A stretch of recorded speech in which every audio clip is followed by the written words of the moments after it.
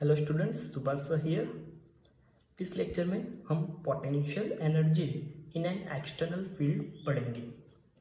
Students, हमने last lecture में potential energy of any system पढ़ा था, लेकिन आप लोगों ने एक चीज़ नोटिस की होगी कि वहाँ पे हमने कोई भी एक्सटर्नल फील्ड अप्लाई नहीं की हुई थी।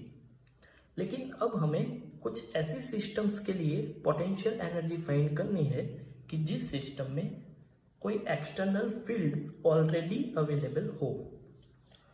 स्टार्टिंग करते हैं सिंगल चार्ज से।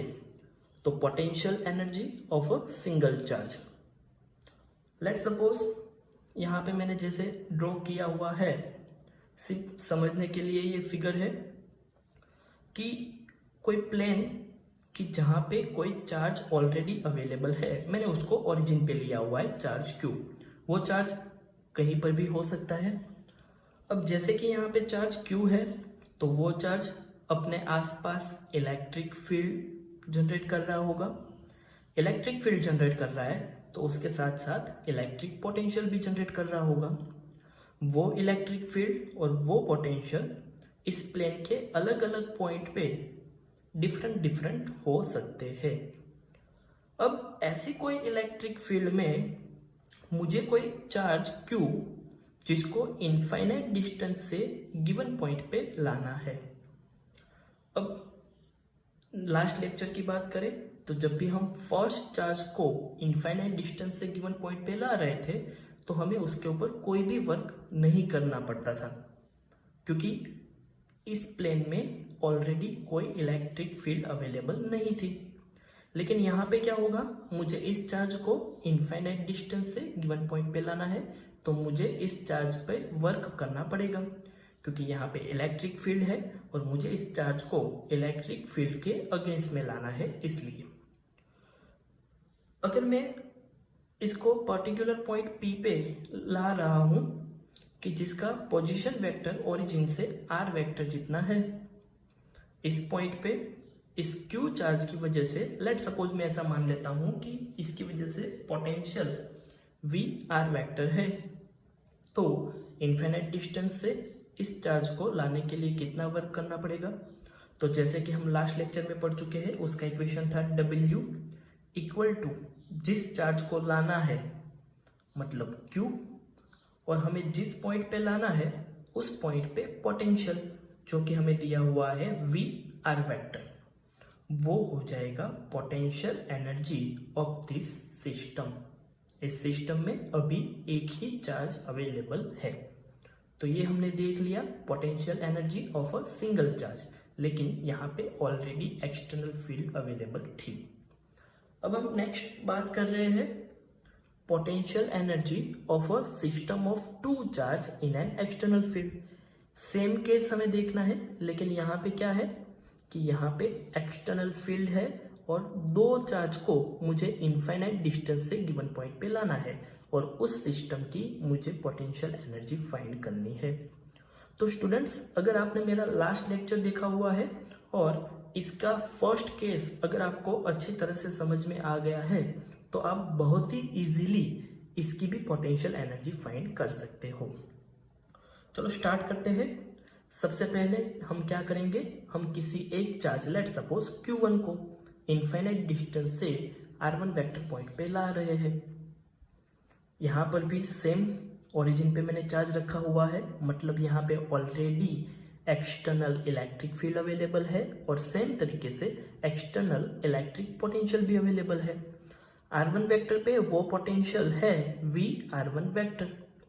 अब मुझे Q1 चार्ज को इनफाइनाइट डिस्टेंस से गिवन पॉइंट पे लाना है, तो मैं फिर से same equation W equal to Q into V use करूंगा। चलो स्टार्ट करते हैं। Work done in bringing charge Q1 from infinite to the point R1 vector, उसको मैं W1 बोल देता हूं, जो स्टोर हो जाएगा in form of potential energy of charge 1 U1 equal to जिस चार्ज को लाना है Q1 को हमें लाना है और जिस पॉइंट पे लाना है वहां पे पोटेंशियल मतलब V R1 वेक्टर, तो वो हो जाएगा पोटेंशियल एनर्जी। अब यहाँ पे क्या हुआ कि चार्ज Q आ गया है। अब नेक्स्ट क्या है, अब मुझे चार्ज Q2 को इनफाइनाइट डिस्टेंस से R2 वेक्टर के इस पॉइंट पे लाना है। अब इस पॉइंट पे आप देखेंगे तो दो तरह के पोटेंशियल मिल रहे हैं। एक पोटेंशियल जो कि एक्सटर्नल फील्ड की वजह से यहाँ पे मिल रहा है, जिसको मैं VR2 वेक्टर से डिनोट करूंगा, और दूसरा पोटेंशियल जो कि फर्स्ट चार्ज जो यहाँ पे ऑलरेडी आ चुका है वो उसके आसपास के स्पेस में पोटेंशियल जनरेट करना स्टार्ट करेगा। तो इस चार्ज की वजह से भी यहाँ पे कोई पोटेंशियल मिल सकता है। तो now at point R2 vector there are two potential. कौन कौन से दो होंगे?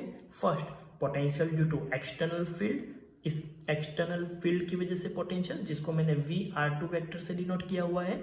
And second, potential due to charge Q1, इस Q1 चार्ज की वजह से पोटेंशियल जिसको मैं V1R2 वेक्टर से डिनोट कर रहा हूँ। और वो कितना होगा हम लास्ट लेक्चर में पढ़ चुके हैं, 1/4πε0 Q1 अपॉन R12।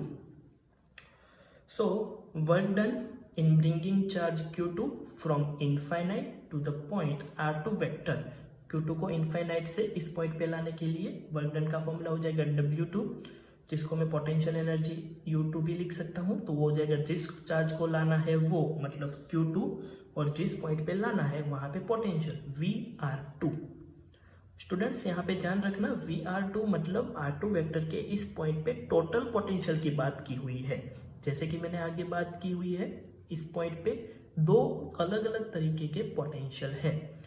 तो VR2 इक्वल टू मैं लिख सकता हूँ VR2 वेक्टर, जो कि एक्सटर्नल फील्ड की वजह से जो पोटेंशियल जनरेट हो रहा है वो है, प्लस V1R2 वेक्टर कि जो Q1 चार्ज की वजह से जो पोटेंशियल जनरेट हो रहा है वो है। V1R2 वेक्टर की वैल्यू यहाँ पे रखेंगे तो हो जाएगा 1/4πε0 Q1 अपॉन R12।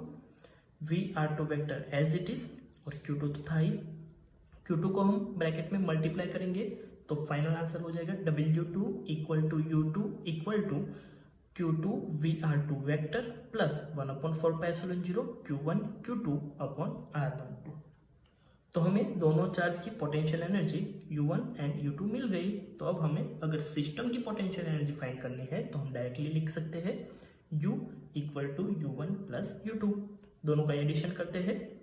U1 है Q1 VR1 वेक्टर, तो Q1 VR1 vector plus U2 की value Q2 VR2 vector plus 1/4πε0 Q1 Q2 upon R12। तो इस तरह से स्टूडेंट्स आप किसी भी सिस्टम की पोटेंशियल एनर्जी फाइंड कर सकते हैं। अगर इस सिस्टम में पहले से ही कोई एक्सटर्नल फील्ड दी हुई है तो आपको इस मेथड का यूज करना है, और अगर कोई इलेक्ट्रिक फील्ड नहीं दी हुई है तो हमने जो लास्ट लेक्चर में पढ़ा वो मेथड यूज करना है।